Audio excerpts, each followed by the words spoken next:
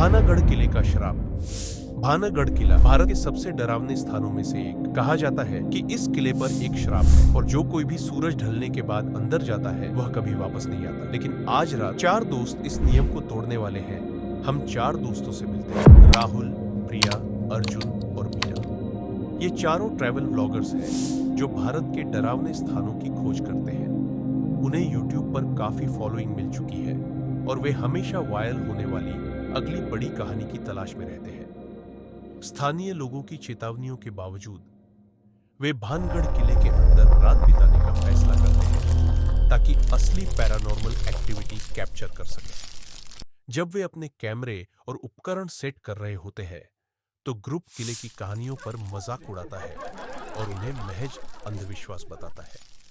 प्रिया, जो ग्रुप की सबसे बड़ी संशयवादी है, आत्माओं को चुनौती देती है कि वे खुद को दिखाए। लेकिन जैसे ही सूरज ढलता है माहौल बदल जाता है, तापमान गिर जाता है और किले पर एक अजीब सी खामोशी छा जाती है।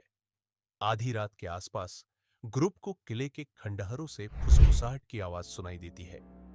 पहले तो वे इसे हवा का शोर समझकर नजरअंदाज कर देते हैं, लेकिन धीरे धीरे आवाजें तेज और साफ होने लगती है। राहुल कैमरे चेक करता है और एक शॉट में पीछे एक छायादार आकृति देखता है। ग्रुप शांत रहने की कोशिश करता है, लेकिन उनकी बेचैनी बढ़ने लगती है। अचानक कैमरे के फीड बंद हो जाते हैं और उनकी टॉर्चें टिमटिमाने लगती है। अर्जुन किला छोड़ने का सुझाव देता है, लेकिन प्रिया जोर देकर कहती है कि वे रुके, क्योंकि यह सिर्फ एक टेक्निकल गड़बड़ी है। जब वे बहस कर रहे होते हैं, तभी किले से एक जोरदार धमाके की आवाज आती है।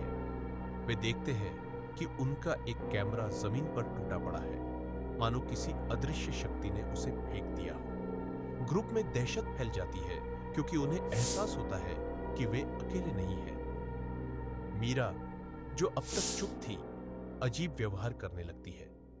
वह दावा करती है कि उसे एक महिला का डरावना गीत सुनाई दे रहा है और वह एक ट्रांस में किले की गहराइयों में चली जाती है। बाकी लोग उसे रोकने की कोशिश करते हैं, लेकिन वह अंधेरे में गायब हो जाती है। जब वे मीरा को ढूंढने की कोशिश करते हैं तो उन्हें डरावने अनुभव होते हैं। प्रेताकृति, अदृश्य हंसी और खुद ब खुद बंद नजर। राहुल को किले के अतीत की दर्दनाक घटनाओं के दर्शन होने लगते हैं, जिसमें एक श्रापित राजकुमारी और एक तांत्रिक की कहानी है जिसने किले को हमेशा के लिए श्रापित कर दिया। बचे हुए दोस्त मीरा को किले के मुख्य प्रांगण में एक प्राचीन वेदी पर खड़ा पाते हैं। उसकी आंखें खाली हैं और वह एक ऐसी आवाज में बोलती है जो उसकी अपनी नहीं है। वह उन्हें चेतावनी देती है कि उन्होंने श्राप को जगा दिया है। जमीन कांपने लगती है और खंडहरों से छायादार आकृतियां निकलकर उन्हें घेर लेती है। बचने की एक आखिरी कोशिश में राहुल को एक स्थानीय किंवदंती याद आती है कि श्राप को तोड़ने के लिए कुछ कीमती चीज की बलि देनी पड़ती है। वह अपनी सबसे कीमती चीज, अपनी मृत मां द्वारा दी गई एक लॉकेट वेदी की आग में फेंक देता है। आत्माएं चीखती है और छायाएं पीछे हट जाती है। ग्रुप सुबह उठता है, बुरी तरह से घायल और भ्रमित। उन्हें रात की घटनाओं का कोई स्मरण नहीं है।